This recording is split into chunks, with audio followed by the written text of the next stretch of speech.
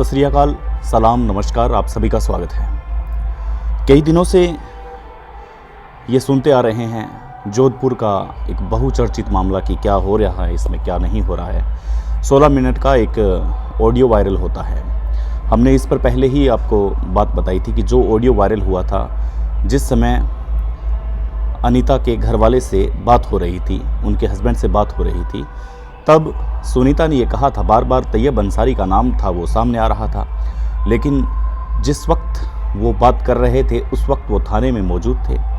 थाने में बताया होगा, हमने पहले ही कहा कि उस वक्त नाम था वो सामने नहीं आया। आज उसका एक मुख्य क्लू आपके सामने पेश करेंगे, आपको बताएंगे कि आखिर वो लापरवाही अब पुलिस को किस हद तक लेके बैठेगी।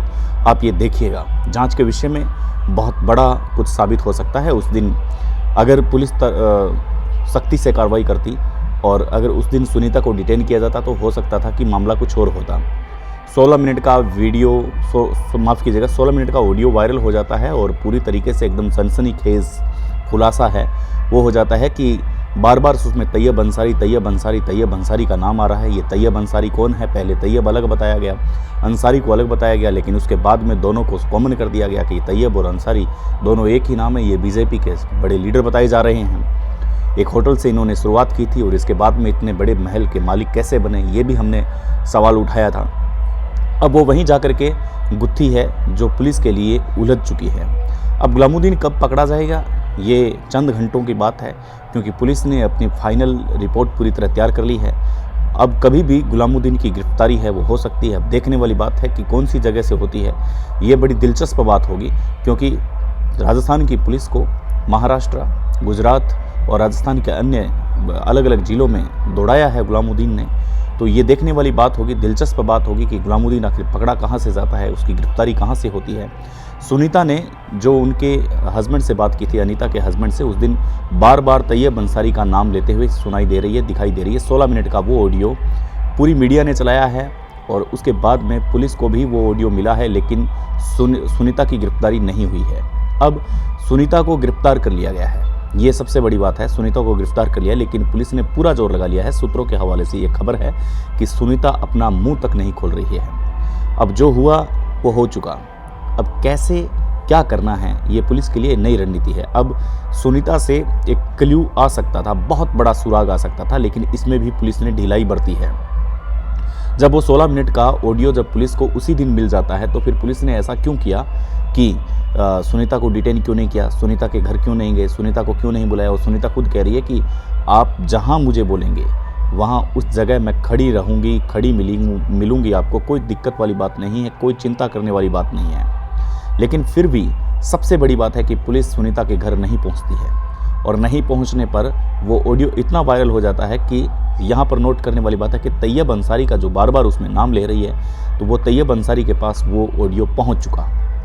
जब तैयब अंसारी के पास वो ऑडियो पहुंचता है, अब देखिएगा, तैयब अंसारी के पास जब वो ऑडियो पहुंचता है तो जाहिर सी बात है कि उसको गुमराह करने के लिए, उसको कुछ भी करने के लिए कुछ समय ज़रूर लगता है। लेकिन अगर 3-3 दिन, 4-4 दिन लगते हैं, सुनीता आज गिरफ्तार हुई है, तो इतने दिन थे, इतने दिन अगर उसके पास रहे हैं तो वो के हाथ पर हाथ धरे तो बैठा नहीं होगा। उसने सुनीता की जुबान को या तो खरीद लिया होगा या फिर बदल दिया होगा। इसलिए सुनीता कुछ भी नहीं बोल रही है। उस दिन चिल्ला चिल्ला के ये सुनीता कह रही थी कि तैयब अंसारी, अगर मुझे 4-5 दिन में अगर कुछ हो गया तो ये समझना कि अंसारी का इसमें बहुत बड़ा हाथ है, अगर मैं जिंदा रही तो इसमें अंसारी का हाथ नहीं है। वो खुद ऐसा बोल रही है। लेकिन आज पुलिस को वो अपनी जुबान क्यों नहीं खोल रही है? पुलिस उसको अलग अलग तरीके से पूछताछ कर रही है। ये तो सुनीता को भी पता है कि किसी ऑडियो की पुष्टि है जो कोर्ट नहीं करता है, उसके अंदर ऑडियो के माध्यम को इतना तगड़ा सुराग नहीं बनाया जा सकता। अगर वीडियो होता उसके अंदर तो अलग बात थी। फिर भी कोर्ट है जो पूरी छानबीन करता है। अब जोधपुर की धरती में बैठे हैं, तो जोधपुर की धरती में ये तो है नहीं कि कोई वकील नहीं है, वो वकीलों की धरती है। तो उस वकीलों की धरती में कोई भी वकील उसको रास्ता बता सकता है कि ऑडियो की कोई पुष्टि नहीं होती है। कोर्ट 100 सवाल पूछते हैं, ऑडियो को फेक बताया जा सकता है, ऑडियो को अलग तरीके से प्रदर्शित किया जा सकता है। ऑडियो का कोई इतना बड़ा मैटर है नहीं। लेकिन आप मानिए मेरी बात को कि अगर उसी वक्त ये होता तो वो हड़बड़ाहट में कुछ भी बोल सकती थी, पुलिस की बहुत बड़ी मदद हो सकती थी। लेकिन पुलिस ने ना तो इसमें कोई दिलचस्पी दिखाई और ना ही सुनीता ने पुलिस की कोई मदद की। ये बहुत ही एक अलग तरीके की बात है। एक नज़र में आता है कि सबसे पहले कि पुलिस ने इतनी ढिलाई क्यों बरती। अब वो तैयब अंसारी है, तैयब अंसारी का नाम बीजेपी के सबसे बड़े नेता के रूप में लिया जा रहा है, जो कि वो बड़े नेता है, तो कुछ भी हो सकता है। अब वो जो पति है अनीता चौधरी का, वो बार बार चिल्ला करके ये कह रहे हैं कि भाई ये ऑडियो मेरे पास आ चुका है, मैं थाने में मौजूद हूँ, थाने में उसी वक्त ऑडियो दे दिया था। आखिर ये कहाँ मिस्ट्री है जो गायब हुई, आखिर चूक कहाँ हुई है, ये सोचने वाली और समझने वाली बात है। इधर गुलामुद्दीन की पत्नी का मेडिकल टेस्ट कराया गया है, उसको बार बार पूछा जा रहा है, वो बस इतना कह रही है कि मैं बेकसूर हूँ, जो किया है वो गुलामुद्दीन ने किया है, गुलामुद्दीन की कभी भी गिरफ्तारी किसी भी समय हो सकती है। ये समझने वाली बात यहाँ पर सुनीता की थी। हम बार बार कह रहे थे, आपने अगर हमारे पीछे के एपिसोड देखे हैं इस मुद्दे के, तो आपने सुना होगा, हमने पहले ही पॉइंट ऑफ व्यू रखा था कि अगर सुनीता डिटेन होती है, अगर सुनीता को गिरफ्तार कर लिया जाता है, तो ये सबसे बड़ी कामयाबी होगी पुलिस की एक पॉइंट तक पहुंचने के लिए। तैयब अंसारी के घर पुलिस लेट पहुंचती है। अब सवाल खड़े होते हैं, अपने आप ही सवाल खड़े होते हैं, और ये परिजन सवाल खड़े कर रहे हैं, हम नहीं कर रहे हैं, ये परिजन सवाल खड़े कर रहे हैं। जोधपुर में एक बहुत गर्मा गर्मी का माहौल बना हुआ है, लोग सदमे में हैं कि आखिर ऐसा कैसे हो गया, क्यों हो गया, वो तमाम बातें जो निकल करके सामने आ रही है। अब अनीता चौधरी का जो मुख्य जो आरोपी है, बताया जा रहा है कि उसको कुछ ही घंटों बाद में पकड़ लिया जाएगा। पुलिस उसके बहुत नज़दीक पहुंच चुकी है, लेकिन सुनीता को गिरफ्तार ऑलरेडी कर लिया गया है, लेकिन सुनीता वहां कुछ भी बोल नहीं पा रही है। आखिर क्यों नहीं बोल रही है सुनीता? उस दिन चिल्ला चिल्ला के क्यों कह रही थी सुनीता? सवाल कई हैं, सवाल होने भी लाजमी चाहिए। सुनीता उस दिन चिल्ला चिल्ला के कह रही थी कि जिस जगह आप मुझे चाहोगे उस जगह मैं खड़ी होंगी। आज सुनीता पुलिस का साथ क्यों नहीं दे रही है? वो क्यों बचना चाह रही है? क्या वो सुनीता का ऑडियो नहीं था? अगर ऐसा था तो उसने मीडिया के सामने ये आके बात क्यों नहीं बोली कि ये जो ऑडियो चल रहा है, अनीता के हस्बैंड से जो मेरी बातचीत का एक अंश दिखाया जा रहा है, वो अंश झूठा है, वो एकदम फर्जी है। इस बात को क्यों स्वीकारा? क्यों इतने दिन चुप रही? और उसके बाद में तैयब अंसारी के घर पुलिस लेट पहुंचती है। सुनीता को डिटेन बहुत लेट कर किया जाता है, सुनीता को गिरफ्तार बहुत लेट कर किया जाता है। अब पुलिस की कोई मदद नहीं की जा रही है, तो सुराग तक कैसे पहुंचा जाएगा?